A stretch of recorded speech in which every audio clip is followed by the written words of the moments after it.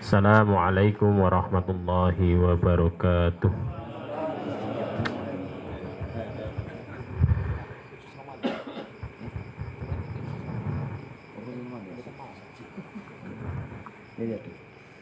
Alhamdulillahirabbil alamin. Asyhadu an la ilaha illallah wa asyhadu anna Muhammadar Rasulullah.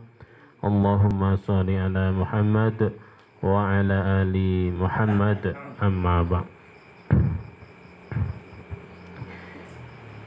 Yang kami hormati Ustaz Taufikur Rahman selaku Ustaz kita dari Majelis Tarjih Pimpinan Daerah Muhammadiyah Sragen, Bapak Haji Ngadino, tuan rumah pengajian pada kesempatan malam hari ini, para sesepuh pimpinan ranting Muhammadiyah Bentak, jamaah sedanipun, monggo sarengan kita panjatkan bersama puji syukur kehadirat Allah Subhanahu wa taala atas limpahan kesehatan, rahmat, taufik, hidayah dan inayahnya, sehingga pada kesempatan malam hari ini alhamdulillah kita semua dapat hadir memenuhi undangan untuk kajian rutin kita, kajian intensif agama Islam, yang pada kesempatan hari ini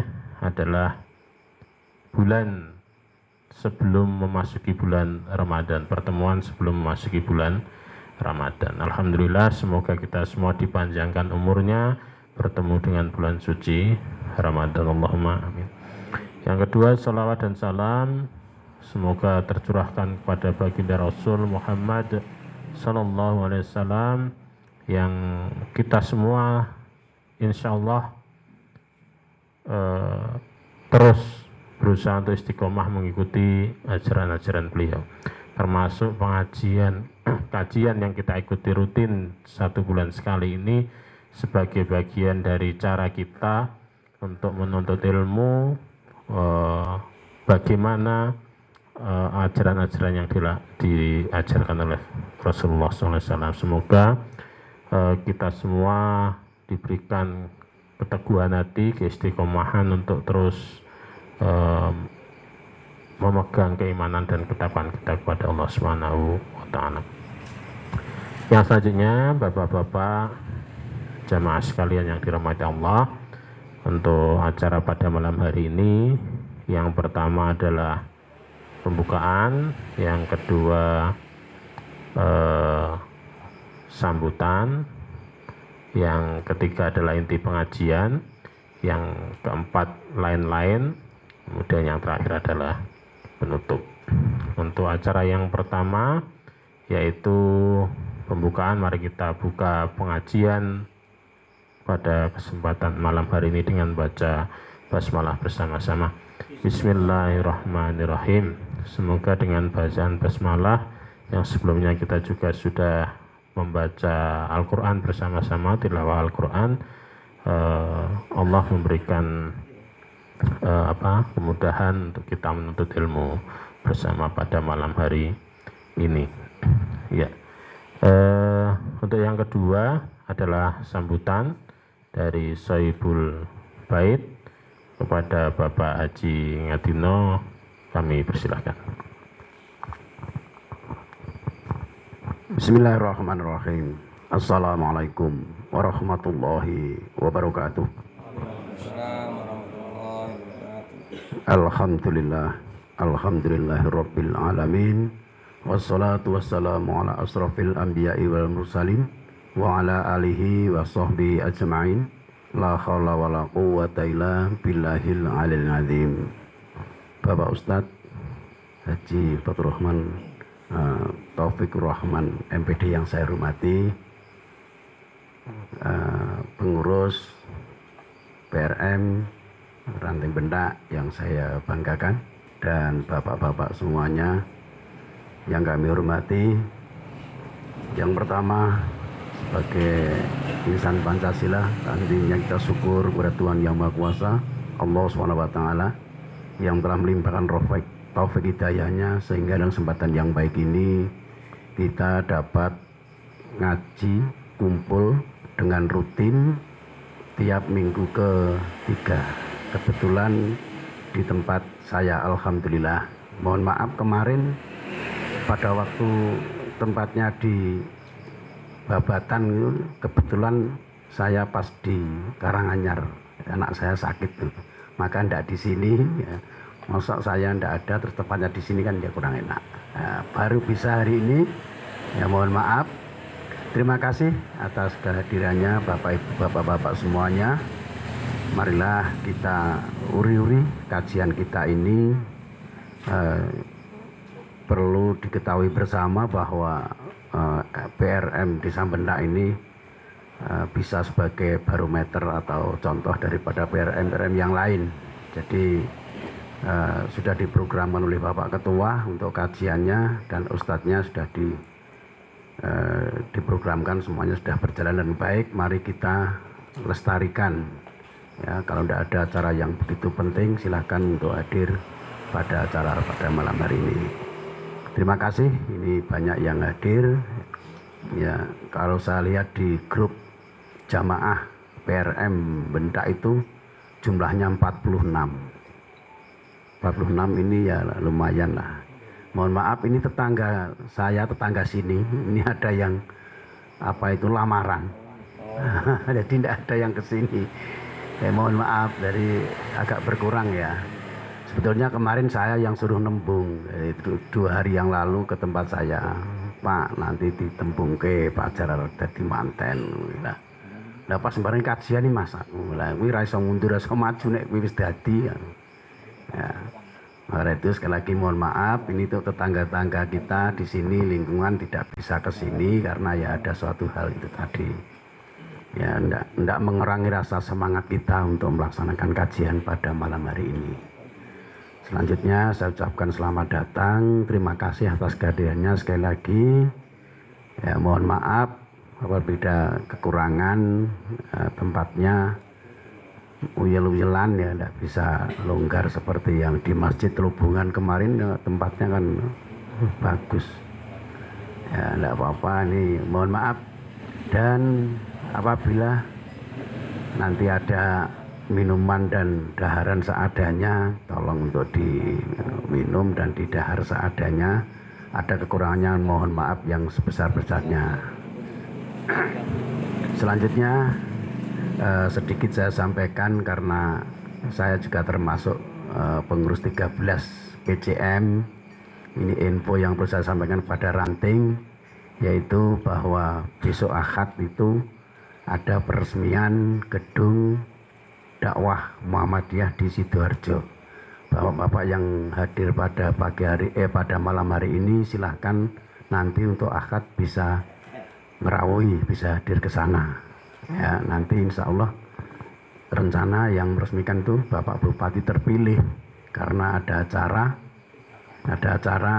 dari Bapak Presiden, yaitu hari kedua setelah pelantikan ini ada diklat di Magelang. Semua bupati dan wakil bupati se-Jawa Tengah di Magelang besok pagi sudah berangkat ke sana, sehingga tidak bisa untuk meresmikan gedung dakwah yang ada di Sidoarjo. Alhamdulillah untuk dana bisa berjalan dengan baik. Terima kasih partisipasinya dari Ranting Bendak yang begitu banyak, sehingga perjalanan untuk pembangunan gedung dakwah Kecamatan Sidoarjo bisa berjalan dengan baik.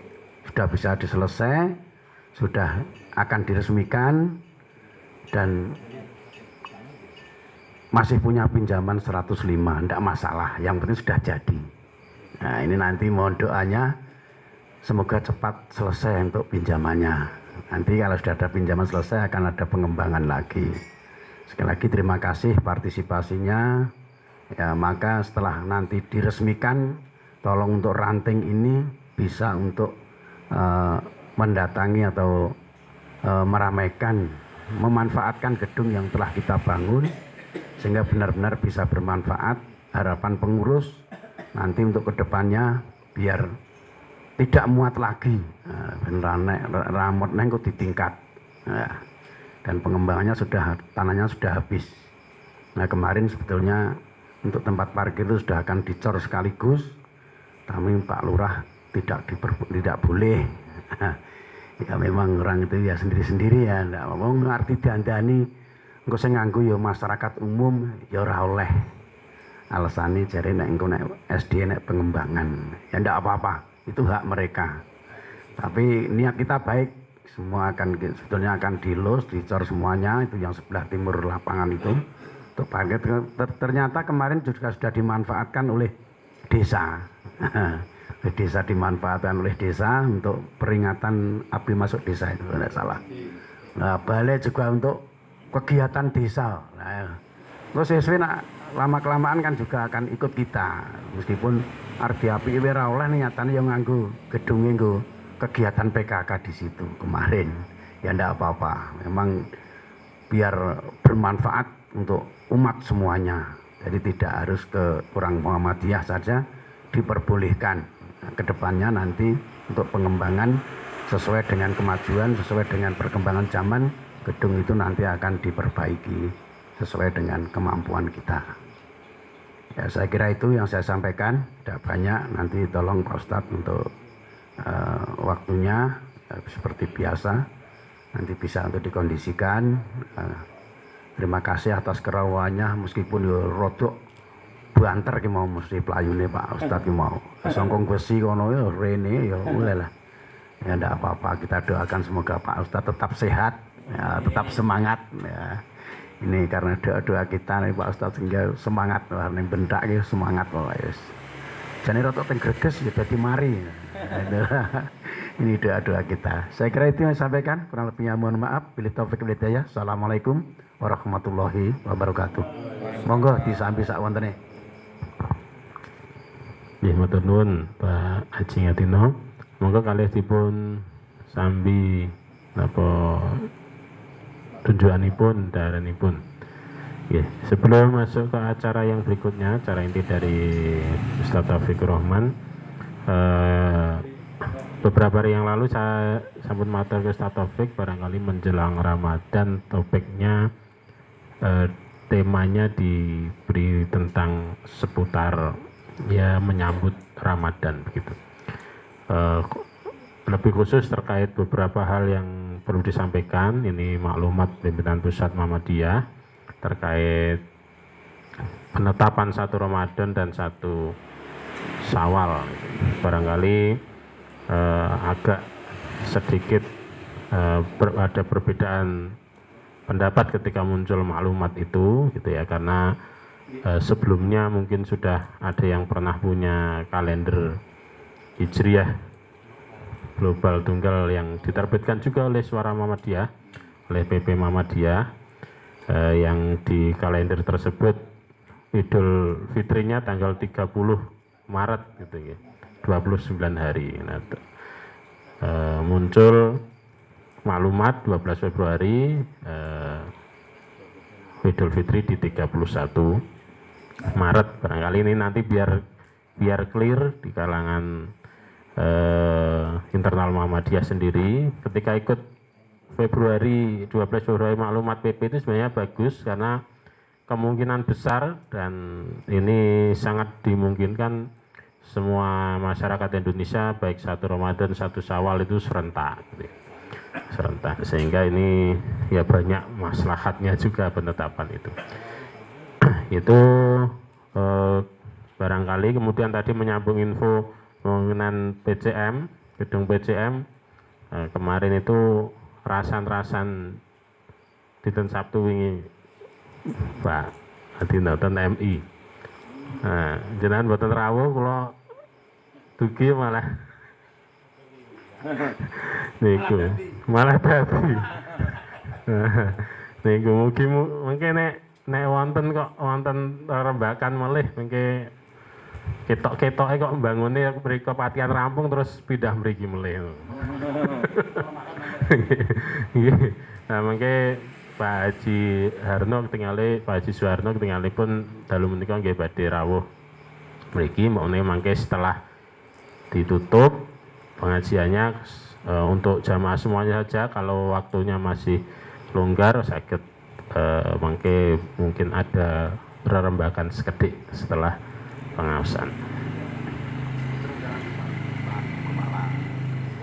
Nggih. Nah, mungkin Pak ketinggalan. Nggih, lajeng kemawon inti pengawasan pada malam hari ini terkait ya seputar Ramadan, bagaimana menghadapi Ramadan, bagaimana sikap kita di bulan Ramadan, amalan-amalan apa dan seterusnya. Nanti singkat akan disampaikan oleh Ustadz Taufikur Rahman. Pada beliau waktu cukupnya kami persilahkan. Monggo. Mau tidak sih.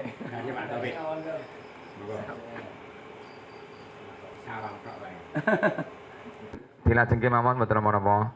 Nggih. Kula awiti bismillahirrahmanirrahim. Assalamualaikum warahmatullahi wabarakatuh. Alhamdulillah wassalatu wassalamu ala Rasulillah wa ala alihi wa sahbihi wa mawalah. Wala haula wala quwata illa billah, asyhadu an la ilaha illallah wa la syarikalah, wa asyhadu anna Muhammadan abduhu wa rasuluhu la rasula wa la nabiyya ba'dah. Yaqulu tabaraka wa ta'ala fi kitabil karim, a'udzu billahi minasy syaithanir rajim. Qul bi fadlillahi wa bi rahmatihi falyafrahu huwa khairum mimma yajma'un. Amma ba'du, Allahumma la sahla illa ma ja'altahu sahla wa anta taj'alul hazana idza syi'ta sahla.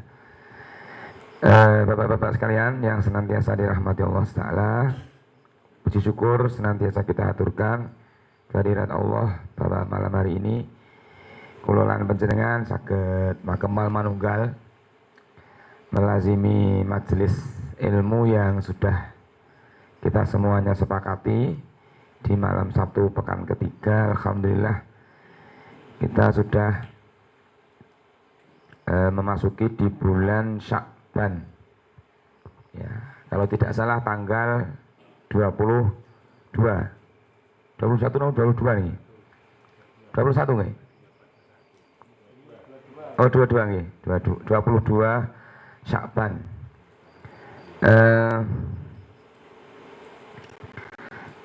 Berkaitan dengan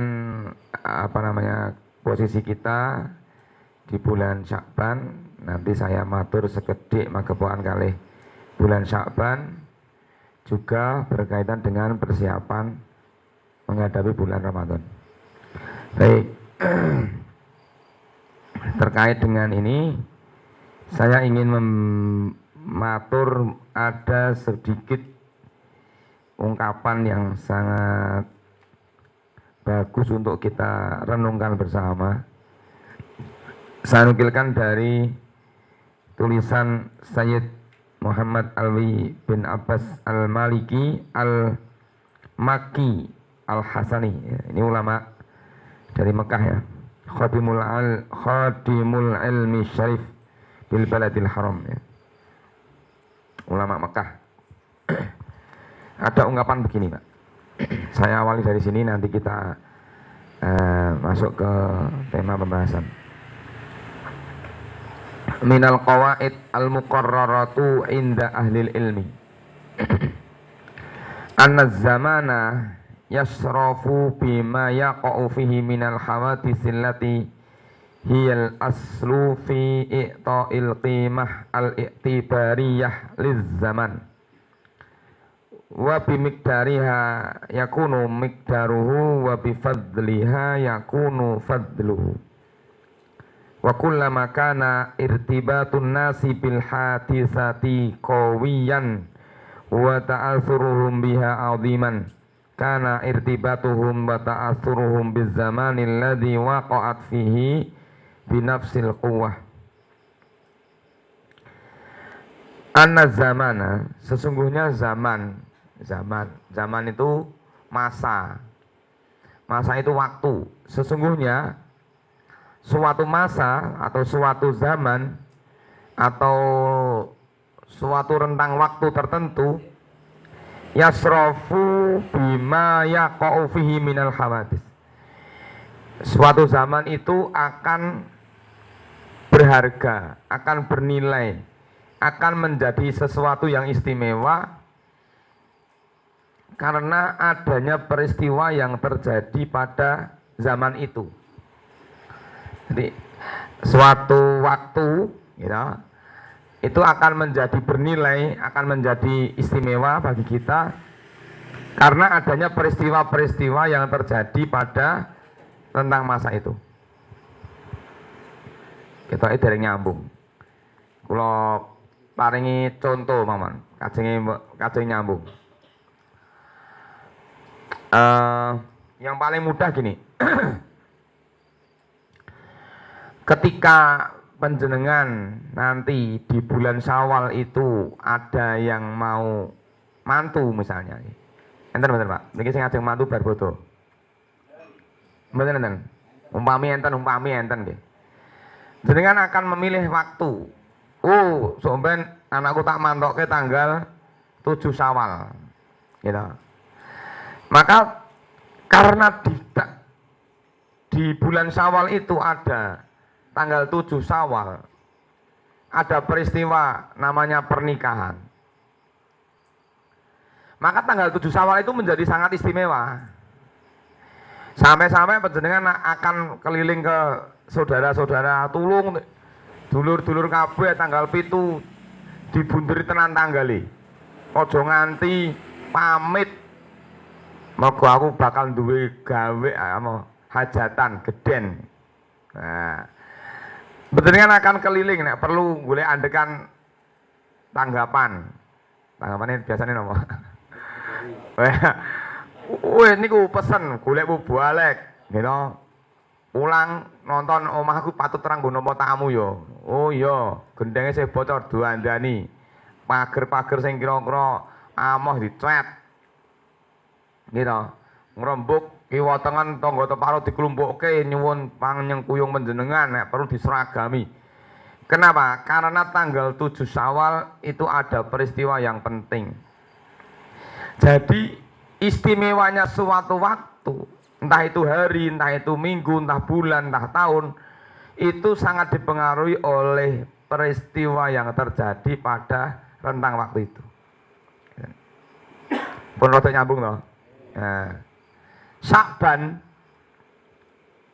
itu di sebagian orang menjadi sangat istimewa. Gitu.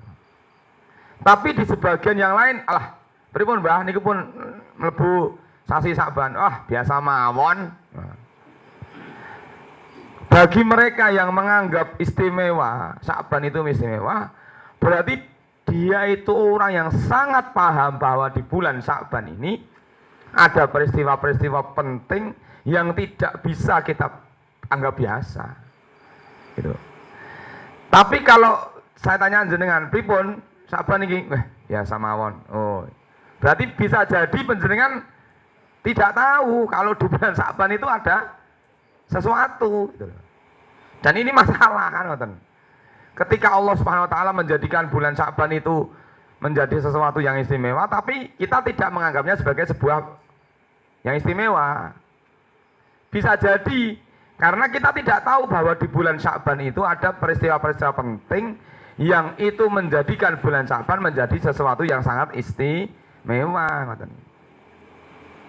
Kenapa bulan Ramadan menjadi sangat istimewa bagi kita? Bahkan masih ada rentang waktu kira-kira 10 hari kita sudah mulai melihat di pinggir-pinggir jalan ada tulisan apa niku, marhaban ya Ramadan, terus enten jadwal pengajian akbar di bulan Ramadan ditulis pembicaranya niki. You know, masjid-masjid pun nanya dicek.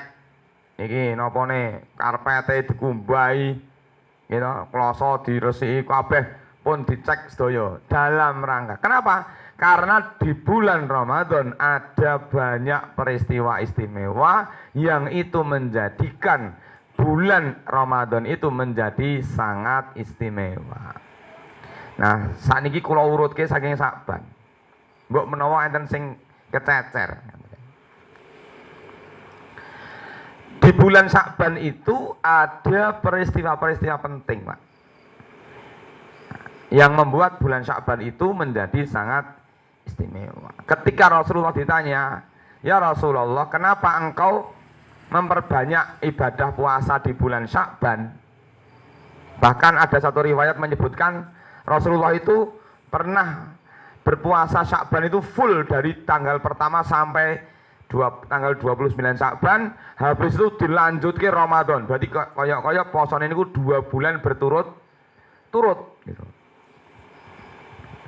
Nah, salah satu analisa yang disebutkan oleh para ulama adalah berdasarkan riwayat-riwayat yang ada, Rasulullah SAW memperbanyak ibadah di bulan Sya'ban itu alasannya adalah li ta'dzimir Ramadan, untuk mengagungkan bulan Ramadan. Karena ingin mengagungkan bulan Ramadan, maka di bulan Sya'ban Rasulullah memperkuat ibadahnya.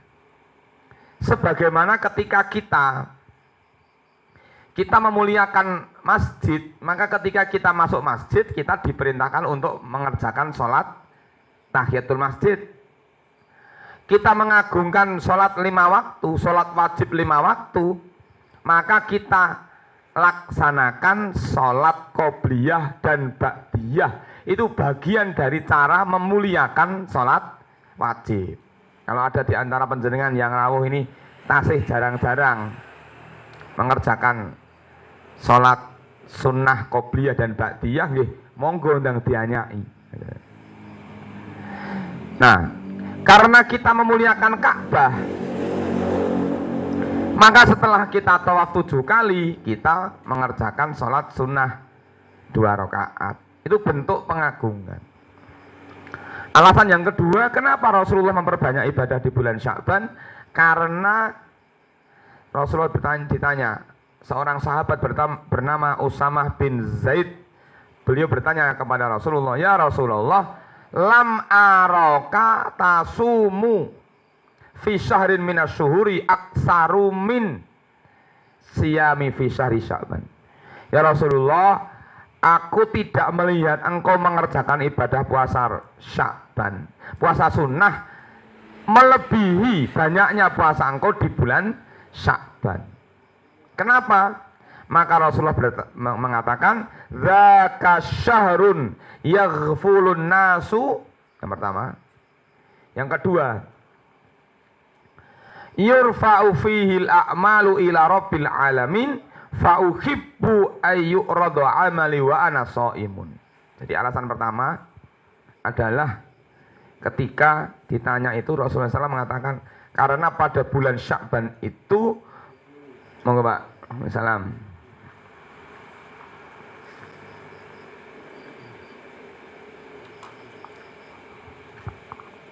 Kula lajeng ngene Pak nggih.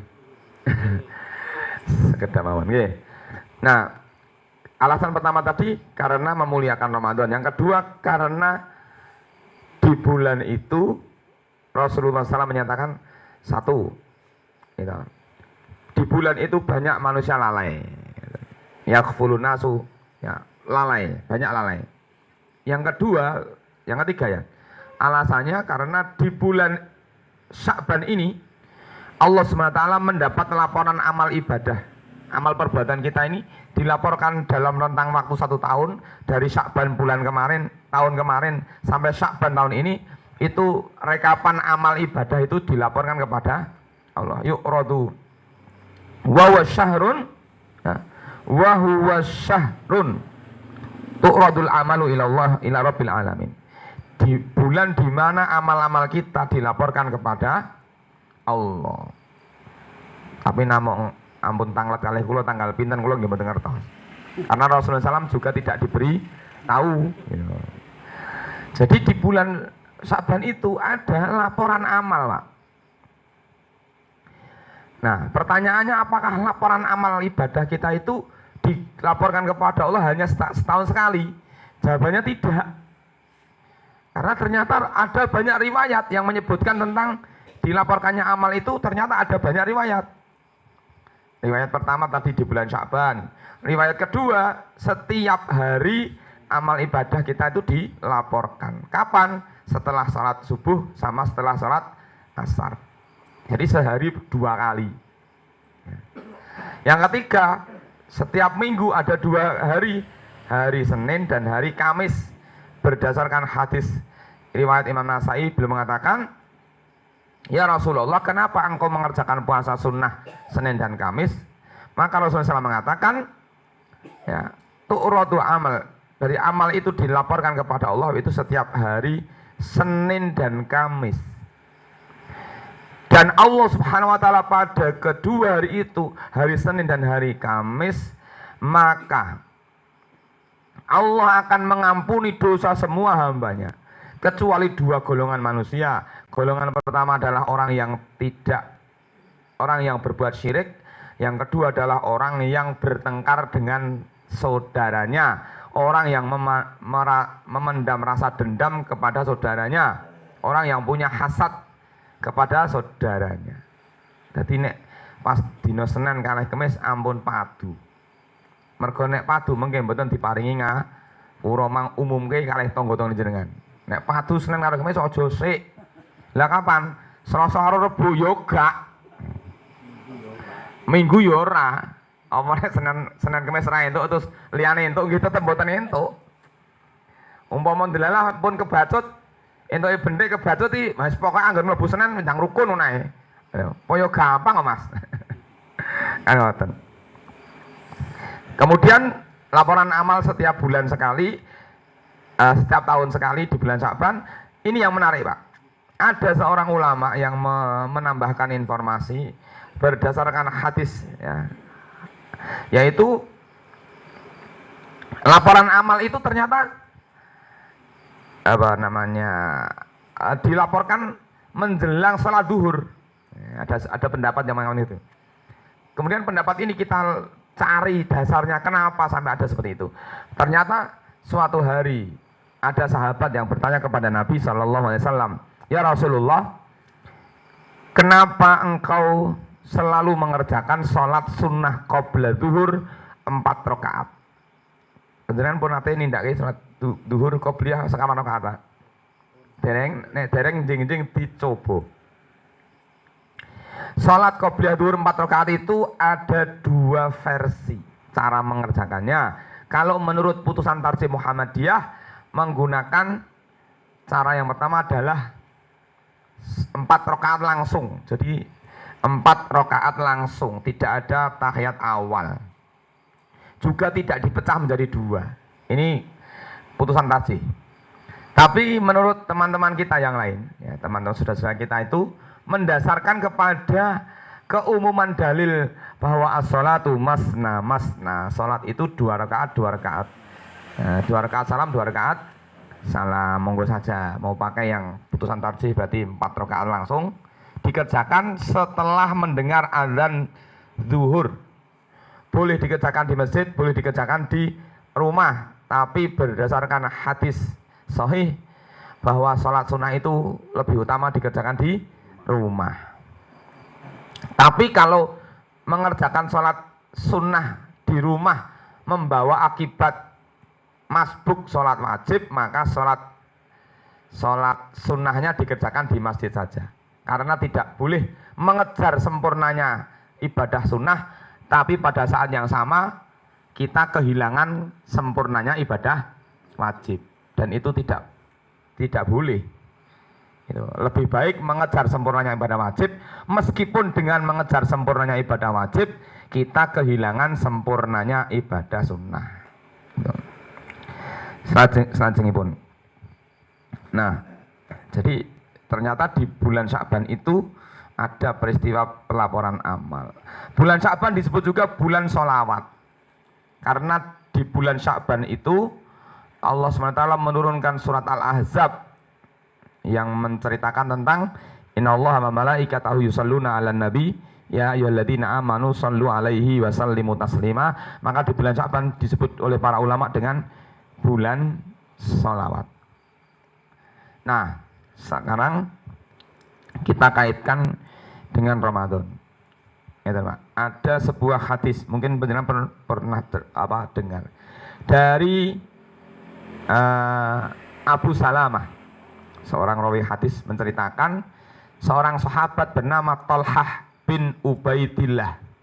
Thalhah bin Ubaidillah itu suatu hari bercerita, ya, Ja'a rajulani min baliyin fa aslama ilan nabi. Suatu hari ada dua orang laki-laki dari suku Bali. Jadi di Mekah itu ada namanya suku Bali. Ya.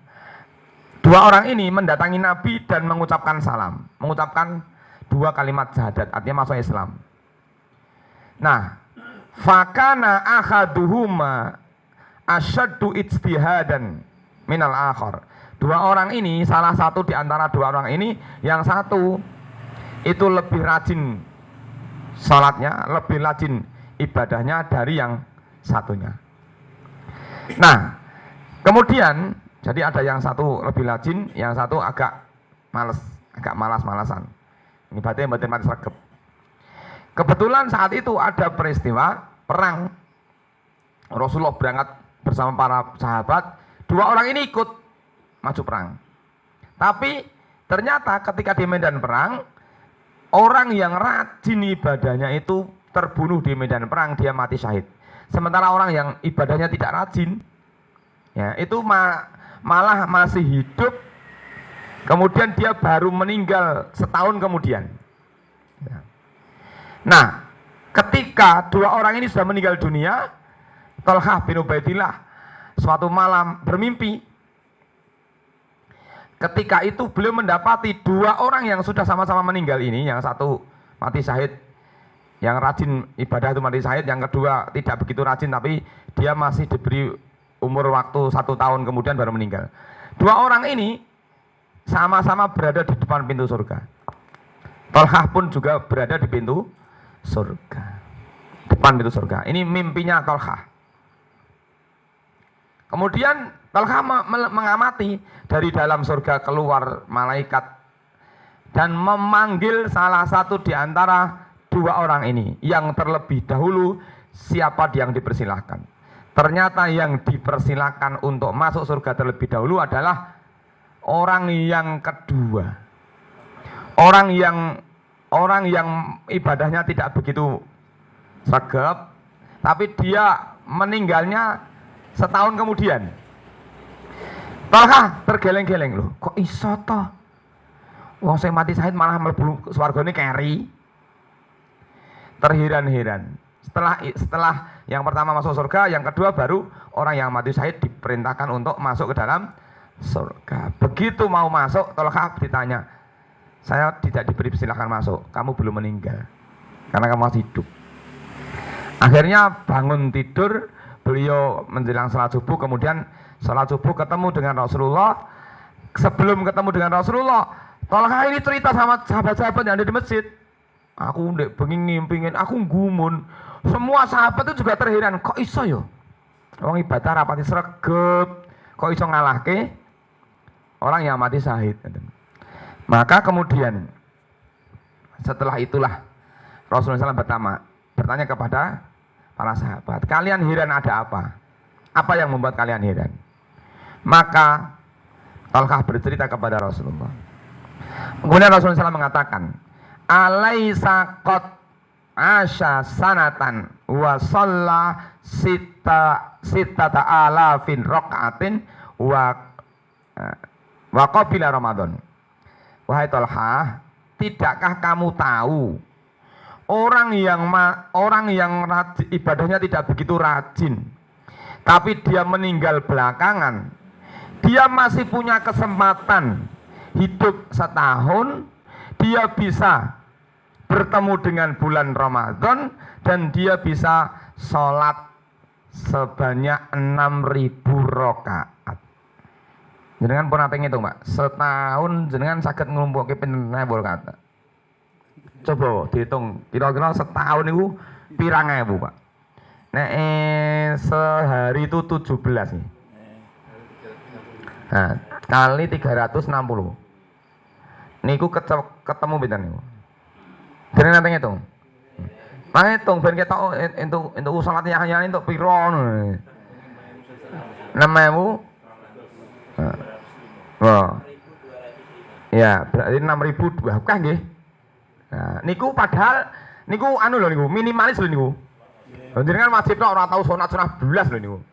Nah niku entuk 6.205. Lah umpama Jadi tadi orang tadi mendapatkan kelebihan keistimewaan, satu, ketemu Ramadan, dua, dia tidak pernah meninggalkan sholat wajib, sehingga selama setahun dia bisa mengumpulkan 6.000 sekian rakaat. Niku mawon saged ngalahke ganjarane wong mati syahid. Napa melih panjenengan sholat wajib pun beres, terus sholat sunah nggih diopeni. Nek pengajian napa rajin pengajian kok nganti mboten tahu sholat sunah yo saru. Raketan sedinten pinten kalau mau ideal yo sholat sunahnya 12 rakaat wadene niku dereng tahajute. Niku mbono jenengan kompliti. Sholat apa sunahnya 12 rakaat tambah tahajudnya 11. Ya, misalnya sehari sebagaimana Rasulullah SAW laksanakan, rata-rata Rasulullah itu sehari 40 rakaat sholat wajib dan sholat sunnahnya sehari semalam 40 rakaat niku dipengke 300 swidan niku prayo meh 20.000. Hah? 14.000. 14.000. Nah, niku kalau sehari semalam 40 rakaat. Ning yo nganggo kesel, nganggo jeleh ngono yo. Umpama mboten 40 nggih paling mboten. Ning ampun ngantos nek sedina 11 mboten salat sunah niku yo saru. Niku. Maka kesempatan kita bertemu dengan bulan Ramadan itu kesempatan yang sangat mulia, yang sangat mahal. Mila dungane ampun lali. Doa supaya kita bertemu dengan bulan Ramadan. Allahumma sallimni ila Ramadana wa sallim li Ramadana wa tasallamhu minni mutaqabbala. Ya Allah, pertemukan aku dengan bulan Ramadan. Jadi Allahumma sallimni ila Ramadan. Sampaikan umurku untuk bertemu dengan Ramadan. Yang kedua, salim li Ramadan, wasallim Ramadan ali atau wasallim li Ramadan. Ya Allah, serahkan Ramadan itu kepadaku. Kalau tadi disebutkan berdasarkan maklumat PP 30 hari, 30 hari Ramadan itu diserahkan kepada kita. Artinya ketika Allah SWT percaya kepada kita, maka Allah akan menyerahkan 30 hari itu kepada kita. Buktinya apa? Semangat ibadah nih. Ramadan itu semangat beneran jelek. Kan gitu. Yang ketiga, wa tasallamhu minni mutaqabbala, dan terimalah amal ibadahku selama di bulan Ramadan itu donga pun komplit Pak niku. Nah niku di gitu. Maka persiapan yang paling pokok adalah sebagaimana disebutkan oleh para ulama. Imam Ibnu Katsir menerangkan terkait dengan surat At-Taubah ayat 646. Tentang cerita tentang kisah perang Tabuk, Pak. Masih kemudian perang Tabuk. Perang Tabuk ini perang di mana peristiwa terjadi perang Tabuk itu masanya panen. Jadi bar panen Allah SWT perintahkan kepada Nabi untuk berangkat ke medan perang. Jenengan saged bayangke. Maka orang-orang yang imannya kuat, mereka datang berbondong-bondong bertemu dengan Nabi untuk ikut perang. Ya meskipun suasananya panen. Ada di antara mereka orang-orang munafik yang datang kepada Nabi untuk mencari alasannya. Rasulullah, niki kula nembe repot, mboten saged. Wis pun, itu orang-orang munafik semua datang kepada Nabi mencari alasan. Ada di antara orang-orang beriman yang santai, Pak. Santai lah, sengko mayahi budal ya melu budal, wis rasa nganggo persiapan. Orang yang niatnya ingin bergabung dengan kafilah Tabuk, dia akan persiapan, mungkin lari, persiapan harta, persiapan, Pak. Maka di situ Allah Taala mengatakan, walau aradul khuruja la'addu lahum uddatan. Seandainya orang-orang muslim, kaum muslimin yang ada di Madinah itu, mereka semuanya niat berangkat ke medan Tabuk, niat itu akan terlihat dari persiapan. Nah, pancen anak budal ini mesti nganggo persiapan. Ternyata ada di antara kaum muslimin yang tidak ada persiapan. Diundur-undur lah. Biasa wae, ngomayahi budal ya budal. walakin karihallahum bi'asahum. Maka Allah Subhanahu wa taala membenci orang-orang yang tidak ada persiapan perang tadi. Budal perang kok orang nganggo persiapan. Allah tidak suka mereka berangkat. Akhirnya Allah berfirman kepada mereka, wa qila qa'udu ma'al qa'idin. Dalah jenengan rasa mangkat wis nang kene ae. Ora ana persiapan kok. Berarti sama. Kita tahu bahwa sebentar lagi ada Ramadan yang akan menghampiri kita. Gitu. Pertanyaan sama. Kira-kira awake dhewe pun siap-siap dereng kan ngoten. Lho nek pancene pengen semangat menjadi pemenang Ramadan yo berarti ada persiapan. Apa itu persiapannya? Minimal. Persiapan yang paling minimal adalah qul bi fadlillahi wa bi rahmatihi falyafrahu huwa khairum mimma yajmaun. Katakan wahai Muhammad, dengan karunia Allah Subhanahu wa taala maka berbahagialah. Dadi remen sik. Krungu sasi Ramadan atane seneng sik. Wong seneng niku ngalahin napa-napa kok, Pak. Udane diwangi mangkat. Gitu. Banjir nek carane lagune Caknan niku. Banjir tak sebrangi. Wah, mangkat seneng kok. Ngono to. Nah, ngoten niku. Maka yang paling penting adalah kita diperintahkan katakan wahai Muhammad bahwa dengan karunia Allah SWT maka berbahagialah. Meskipun ada dinamika yang tadi disebutkan Mas Rois tadi ya. Di PP sudah menyebutkan tentang dulu awalnya itu sudah keluar arahan dari PP dan teman-teman di Majelis tadi sudah rapat berkali-kali untuk menyusun jadwal insakiyah dengan asumsi bahwa tahun ini kita menggunakan KHGT. Gitu kan. Maka kemudian kita juga tidak tahu, tapi kewajiban kita sebagai warga adalah husnudzon kepada para pemimpin. Karena kalau kemudian dipersepsikan negatif itu jadi nggak baik gitu. Enten sing nyelatuk, ya iki goro-goro menterine akeh ya iki malah saya neh.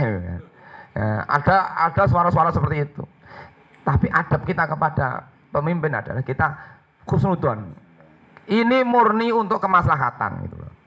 Nah, jenengan yang mungkin tidak terlibat langsung, kita yang mungkin terlibat dalam penyusunan itu menjadi banyak pertanyaan dan mungkin ada sebagian yang komplain ya bahasanya mungkin ya komplain. Piye to ki ora kok beda loh. Imam Syafi'i saja ya sekelas Imam Syafi'i saja ulama mujtahid mutlak itu saja punya kaidah qaulul qadim qaulul jadid gitu. Apalagi kita yang ijtihadnya, kalau Imam Syafi'i itu punya kewenangan berijtihad secara pribadi. Imam Ahmad, Imam Malik, Imam Syafi'i itu dikenal oleh para ulama sebagai mujtahid mutlak. Kompetensi beliau-beliau itu sudah cukup ya, memenuhi syarat untuk mengambil ijtihad secara personal gitu. Hari ini nggak ada ulama-ulama yang punya hak seperti itu. Maka ijtihadnya adalah ijtihad jama'i. Berkumpullah para ahli ilmu, dikaji maslahat madharatnya semuanya. Dari ijtihad jama'i itulah muncul ketetapan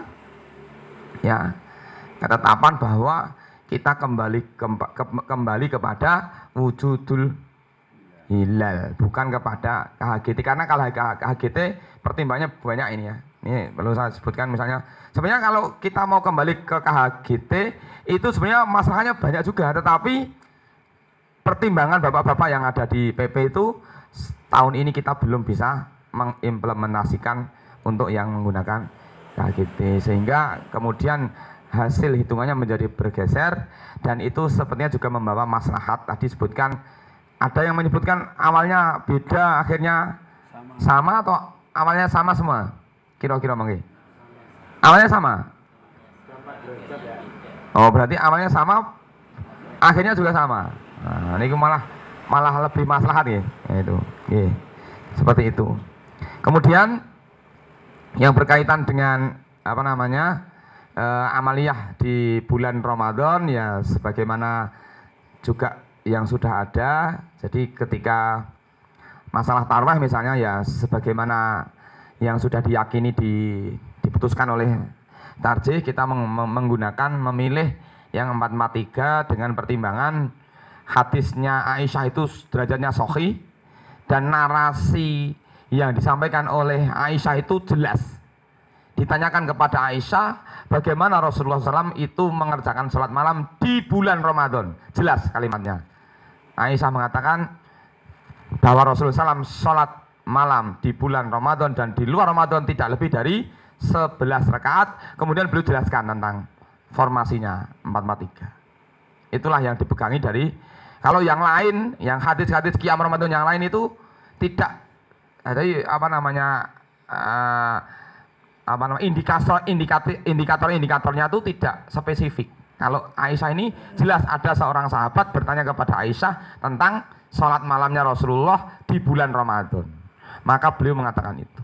Sampai-sampai Aisyah mengatakan la tas'aluhu an husnihinna wa tulihinna. Janganlah engkau bertanya tentang kebaikannya dan tentang panjangnya, karena kita tidak mungkin bisa mengikuti bagaimana Rasulullah SAW mengikuti mengerjakan sholat malamnya gitu. Kita ya sebagaimana kita sajalah. Pripun biasane nek ngimami niku sekali sak rakaat misalnya 5 ayat 5 ayat mawon.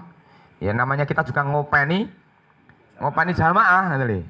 Jadi jangan kemudian menang-menang wis hafid terus sing diwaca dawa-dawa lho melayu kabeh. Gitu.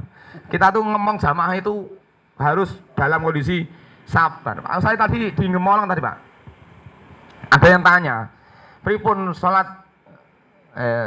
membawa anak kecil ke masjid niku pripun? Hukumnya gimana? Nanti nek tarawih niku mesti kualah niku pripun? Lah saya kan terus tak balik tanya toh. Lah lare-lare alit sing dibetoten masjid niku umure pinten?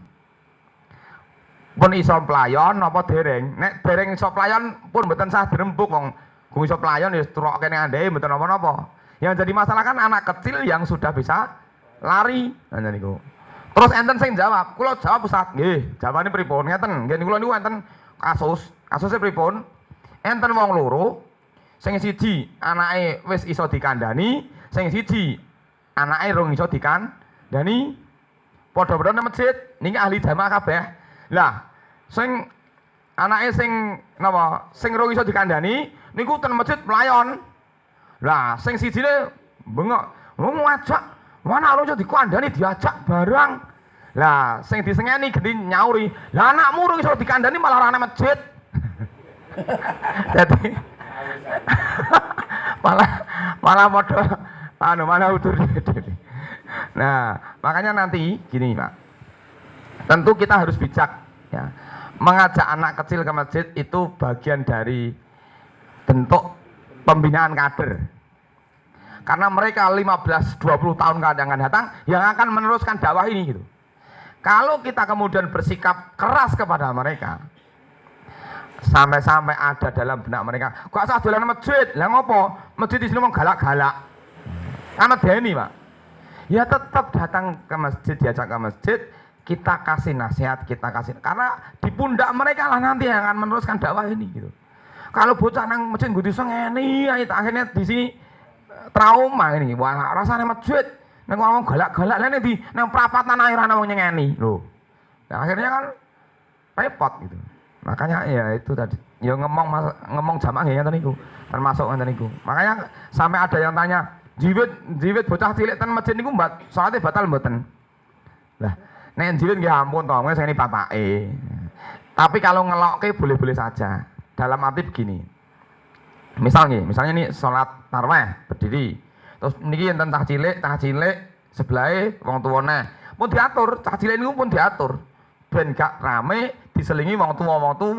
Ning cah cilik ya pinter. Entani nek wis takbir, wis takbir.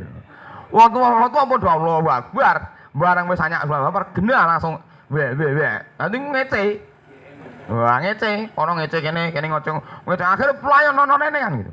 Nah, seandainya pun itu tidak bisa dicegah, panjenengan sebenarnya ketika sholat pun jenengan misalnya pas bocah lari, jenengan cek digeret, mboten napa-napa, mboten batalke sholat.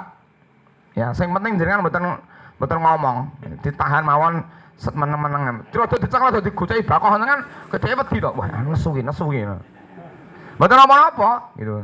Kenapa? Aktivitas di luar ibadah sholat yang membawa maslahat sholat itu sebenarnya tidak membatalkan Salat misal bar qomat ampline mbenging. Lah niku sing ngarepe ampli ndang cekel mike napa cekel volumene dicilikke mboten napa-napa, mboten batalke salat. Sing penting mboten nyuwara, iki mau sapa sing banterke. Nah, misale. Itu kan boleh aktivitas-aktivitas di luar ibadah salat yang itu membawa masalah salat. Dalilnya apa? Ada. Dalilnya apa, Pak? Dalilnya Rasulullah SAW memerintahkan kepada kita, uqtulul aswadaini fis salati al hayyatu wal aqrabu. Bunuhlah dua binatang hitam dalam salat, yaitu ular dan kalajengking.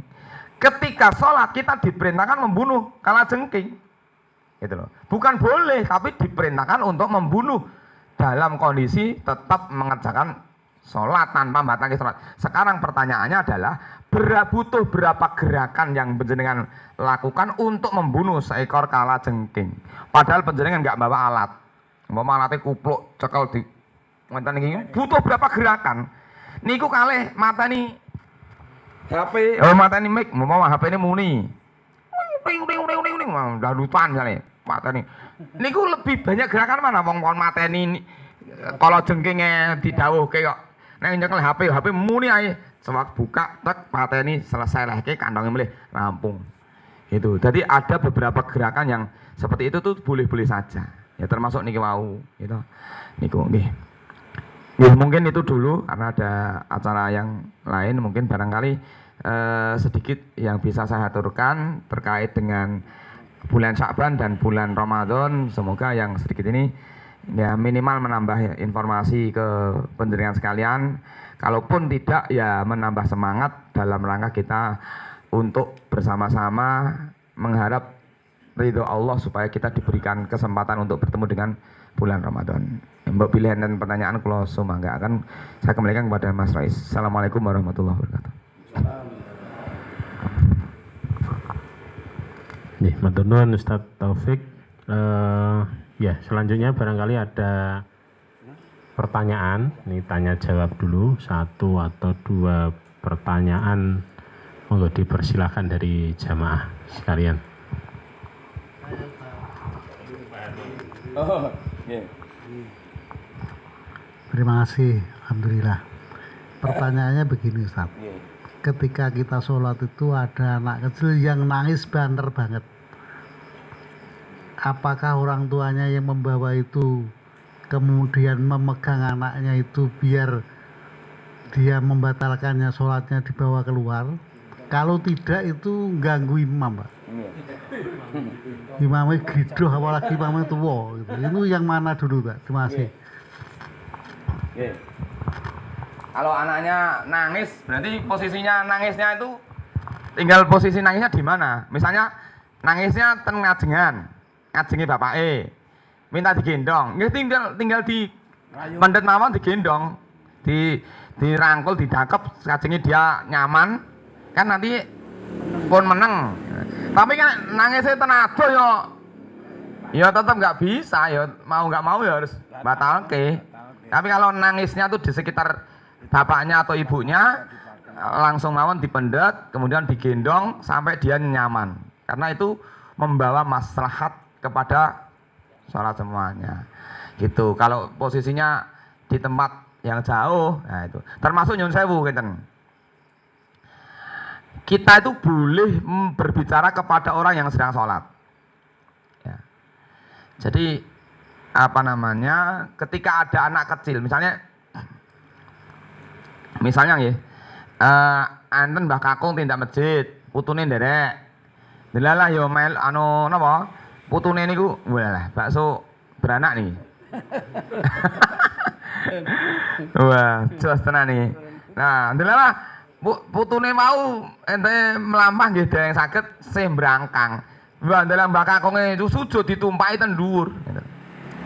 Nah, niku nek mboten enten sing ngelokke, Pak. Niku saged niku kejungkel iso lara kok. Jadi kan boleh saja, Mbah niku putune kali digocaki mungkin nek tiba. Mboten apa-apa. Lah, dalilnya napa? Dalilnya banyak, Pak. Dalilnya bolehnya seseorang berbicara kepada orang sholat itu dalilnya banyak. Satu, dalil tentang Rasulullah SAW sholat ya, sholat pakai sendal. Ketika beliau sedang sujud, malaikat Jibril memberitahu kepada beliau bahwa di sandalnya ada najis. Maka kemudian Rasulullah melepas sandal beliau.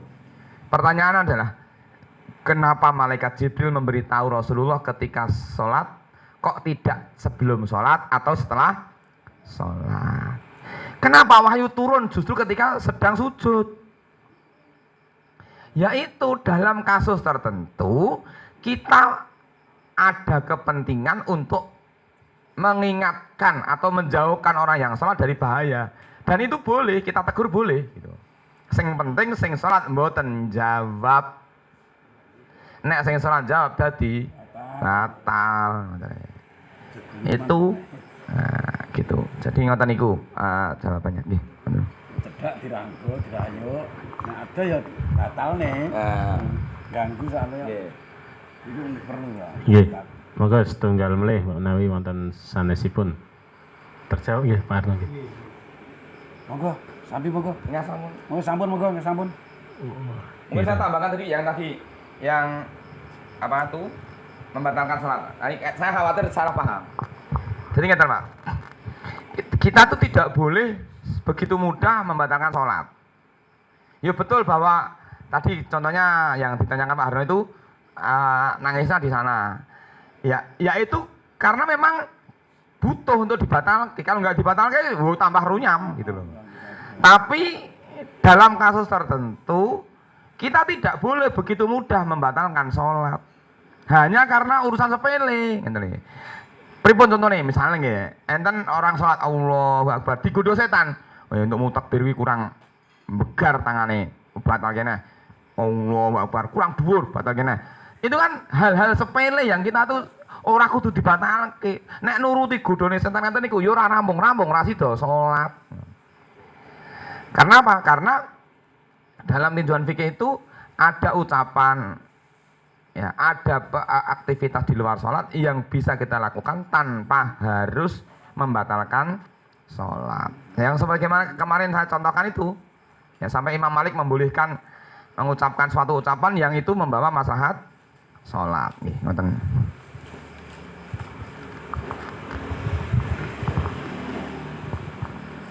Nggih, monggo kalih dipun dahar menawi sampun niki skor rumiyin nggih. Dipun rahapi rumiyin, dipun daharanipun monggo sing dereng telas nggih dipun telasaken rumiyin. Bismillah malih saderengipun melanjutkan ke acara selanjutnya, menawi ada yang masih punya pertanyaan setunggal malih monggo. Pun cekap. Pun cekap nggih. Baik. Yeah.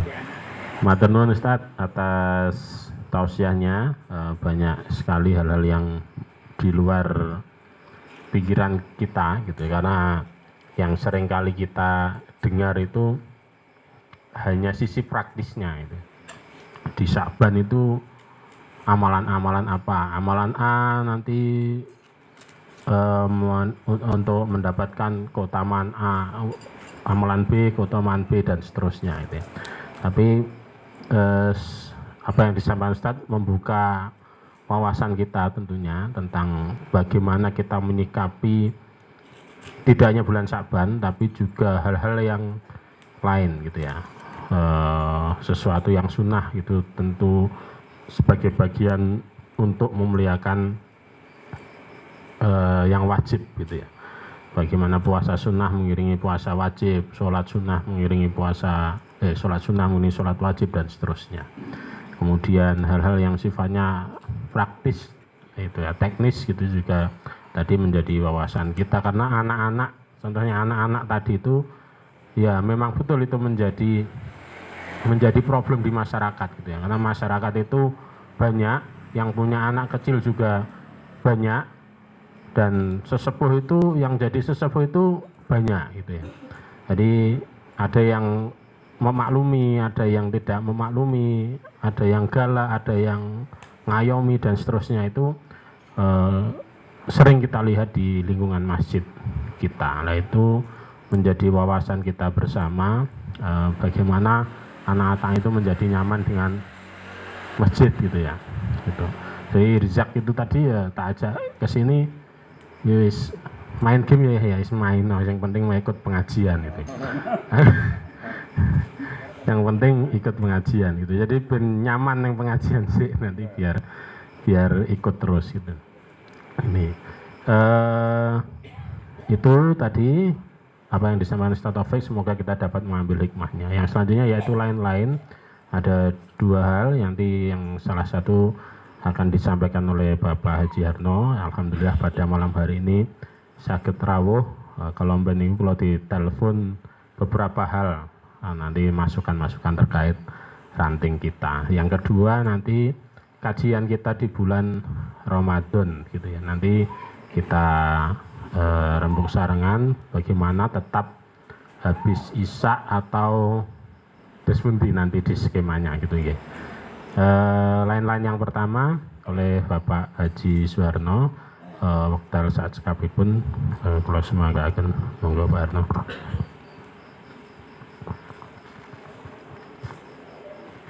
Bismillahirrahmanirrahim. Assalamualaikum warahmatullahi wabarakatuh. Waalaikumsalam warahmatullahi wabarakatuh. Bismillah, alhamdulillah, la haula wa la quwata illa billah. Pak Ustadz yang saya hormati, Bapak-bapak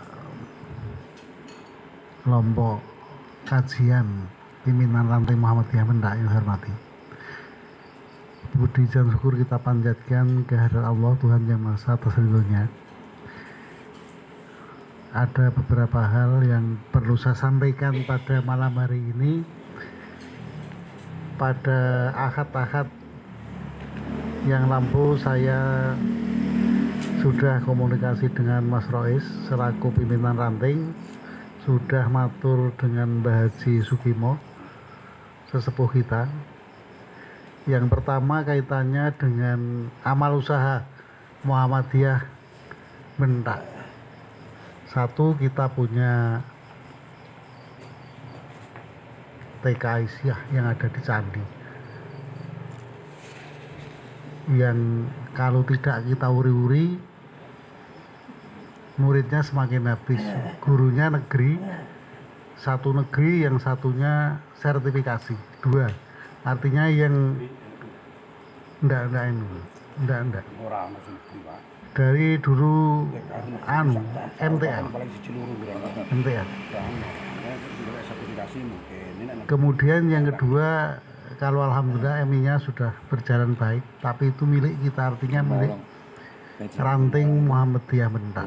Ini semuanya mari kita perhatikan seluruhnya. Yang ketiga, kita itu diwakapi, tanah wakaf dari Mbah Hajah Siti Karyanto seluas 1 swolon, 1000 meter swolon, kurang lebih 1000 meter. Beliau sudah 3 kali ketemu dengan saya, menanyakan ke saya, dia dianggap tua gitu menurut dia. Maka perlu saya sampaikan kepada pimpinan ranting Muhammadiyah pada malam hari ini, Mbak Siti memang tanya Pak Harno, tanah Swoloniko kula wakafi teng Muhammadiyah Mendak, senajan to sertifikate belum jelas karena kobong ya Pak Giri ya. Kobong to dulu kebakar. Tetapi beliau menyampaikan diwakafkan ke Muhammadiyah Mendak. Senajan to enek lembaga lain yang minta. Ada lembaga lain Bu disukani kula to Bu. Itu. Nah, untuk itu kepada teman-teman monggo, karena Aisyah kita juga hidup.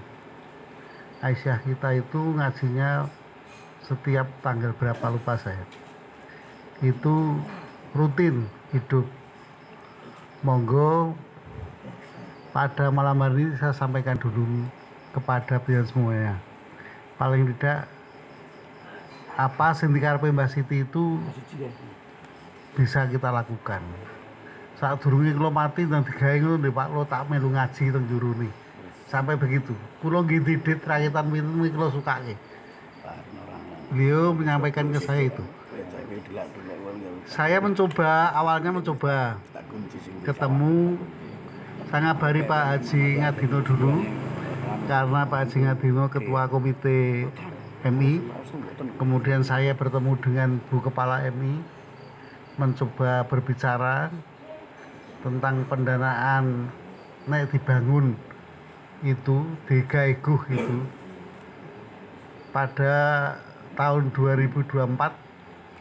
Bu Kepala MI niki DT tembe telasi Pak Harno nggih bangun gedung niki telas ning mangke kula dibagi napa selama itu yang memutuskan komite kula berusaha.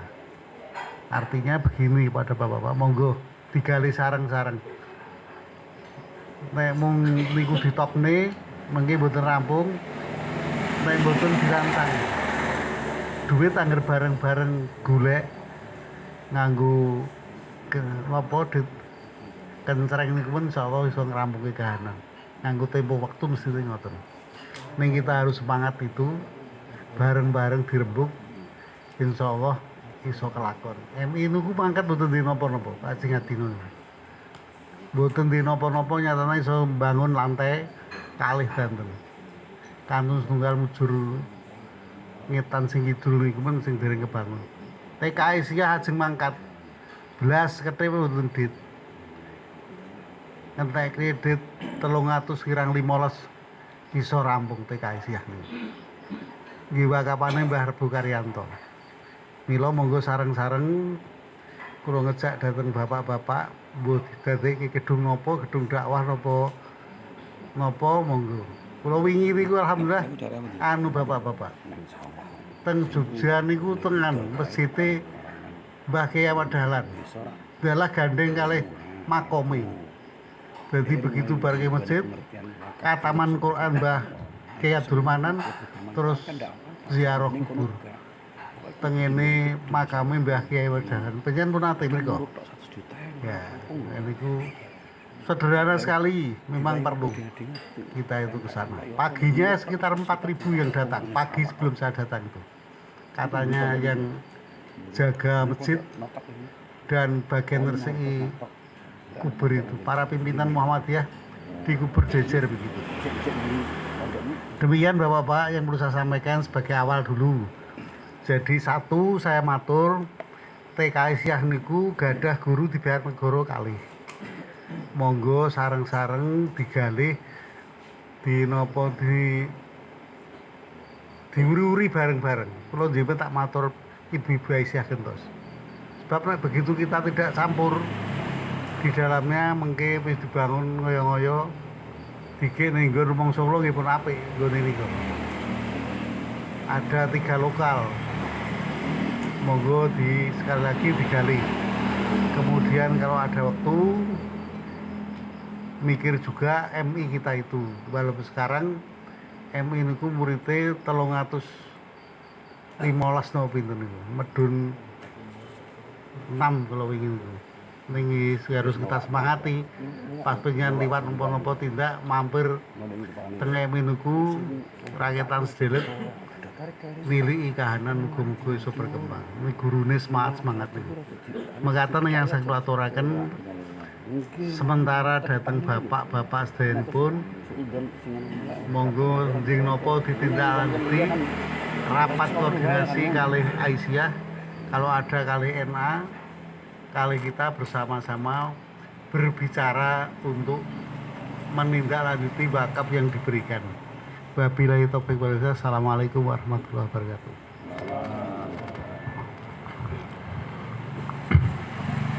Oke, matur nuwun Pak Haji Suwarno atas masukan-masukannya. Wabillahi beberapa hal yang disampaikan tadi terkait TKI Syah. Kalau wow, matur kali Ibu. Ini babakan TKI Syah itu. Kalau suwun nanti ya sekolah itu yang paling utama kalau matur kali Ibu itu nggih, yang utama harus bisa maju bergerak itu ya guru-gurunya dulu. Maka kalau suwun kalau ibu-ibunya belum ikut aktif di Aisyah ya diajak ke Aisyah dulu. Itu yang pertama kalau matur kali ibu. Boleh mangke saged ini. Kalau memang kok belum bisa, nah nanti ya bagaimana caranya agar itu bisa diminati oleh masyarakat terdekat dulu gitu. Masyarakat terdekat dulu karena banyak suara yang kurang baik sebenarnya ini terkait yang membicarakan tentang TK Aisyah itu ya, nanti itu yang perlu tadi sudah saya sampaikan masukan ke ibu selaku ranting Aisyah gitu ya. Kemudian tadi juga MI Muhammadiyah, MI Bentak itu ya mungkin saya lihat di sini sebagian juga sama dengan sami kalih kula alumni MI niku wonten Mas Udin niki nggih. Kakak tingkat kula nih tentang MI niku. Iya Mas Udin ya. Enten sing Mas Udin Mas Yazan iki tak ya MI ya. MI to Mas Yazan ya. SD ya. Oh SD. Sama melesan alumni MI ini. Ya, makanya sing alumni MI niku ya makanya sabi niki sih dereng saged. Jane ngomong bentak dhewe ning kok golek alumni MI niku nggih. Mboten ketemu. Niku kalau wingi nggih rasan Pak Harno. Delala pikantuk undangan komite Pak Harno Pak Adino mboten rawuh. Kula sing biasane mboten dugi delala malah entuk oleh niku. Nah, mangke insyaallah mangke benjing malam Ahad dene Pak Wan Syah si Pak Wan nggih. Enten pertemuan komite nanti mangke kula nggih suwun kalih Pak Wawan kan dalam lagi undangan mungkin ketua sekretaris ranting nggih kula ajak rerembakan mungkin babakan malam Ahad insyaallah. Bab wakaf nah niki penting sesarengan niki nek kula piyambak sing mikir mboten gaduk. Nah nek Pak Haji Ngadino niku pun pengalaman babat alas bangun mboten ngangge duit niku pun pengalaman arah Pak Harno arep Pak Adino niki. Nggih, MI mboten enten arta nggih. Mangkat dadi Pak Harno nggih TK Aisyah. Candi nggih, mboten enten arta mangkat nggih dadi. BCM Sidoarjo sekedhik artane mangkat nggih dadi. Lah niki mugi-mugi mungkin nggih saged saged kita sambut niki niat wakaf niku niat sae kantun bagaimana kita nanti mengelola. Nah, supaya itu dikelola dengan baik kan nopo dibentuk gedung dakwah, nopo bagian dari MI gedung pertemuan MI, nopo dibuat pesantren Muhammadiyah Bentak ngeten nggih. Saged karena nek gedung itu nek dipakai hanya sebulan sekali kan nggih kurang manfaat. Nah, kalau dipakai pesantren nopo Muhammadiyah pesantren harian aja majelis tahsin apa-apa itu yang bisa kita gunakan. Nanti moga-moga ini kita lontarkan dulu ke jamaah sekalian biar niki kondur beto PR niku menyambut bulan Ramadan, menyambut katanya bulan yang pahalanya dilipat gandakan lah nanti kira-kira meletik nopo ngeten. Nah ini makatan kemawon matur nuwun Pak Haji Suwana sudah malih matur nuwun sangat masukannya untuk kita maju mengembangkan ranting bentak. Yang kedua, pertemuan berikutnya itu di bulan Ramadan nggih. Di bulan Ramadan kira-kira nggih tanggal 20-an.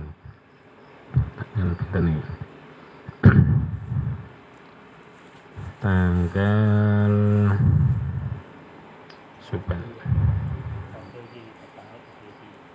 Maret. Bulan Maret niku tanggal 21 sami 21 Maret. Nah niki kinten-kinten tersebut niki pertemuannya tetap pada taraweh niku. Dan ini jadwalnya pripun Ustaz kalau Ramadan pripun jadwalipun? Panjenengan ada pasti banyak kesibukan gini. Sore apa malam? Nah kinten-kinten sonten apa malam ini? Tawarkan. Monggo. Kalau malam kan banyak longgar. Tetap malam awan. Oke, pada tarawih nggih. Ya, nanti waktunya yang agak malam. Tapi kalau Ramadan itu malamnya Ramadan itu tidak seperti malam-malam saat ini. Biasanya lebih panjang malamnya. Jadi kegiatan ngaji sampai malam ya nyaman-nyaman. Ya. Maka tempatipun nek Telobungan siap, maka kalau kontak Pak Sugeng, insyaallah ten Telobungan nek buat tereng siap nggih.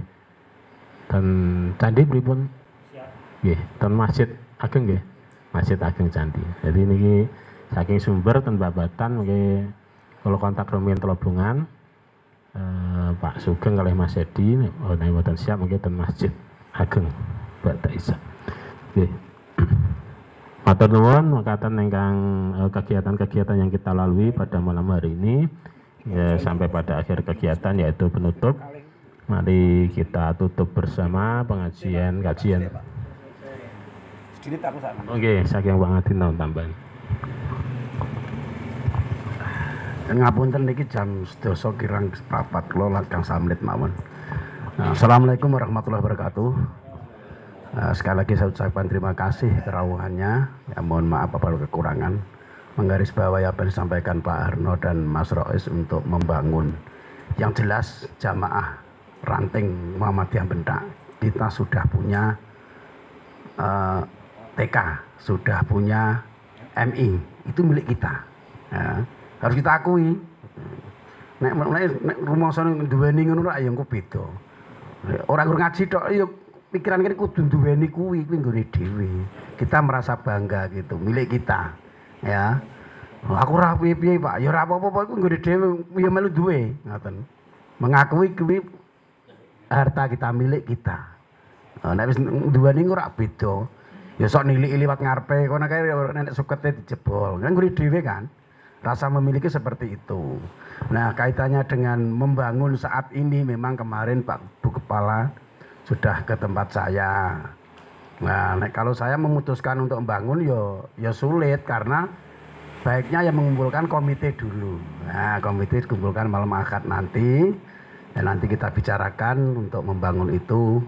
Sudah saya sampaikan bahwa saat ini memang kondisi saya ini baru saja membangun PCM itu saya sudah kesana kemari. Aku ngubeng-ngubeng neh rak ya ewu paman dhewe njaluk Pak Ustad bantuan iki njaluk Pak Ustad neh rak ya ewu.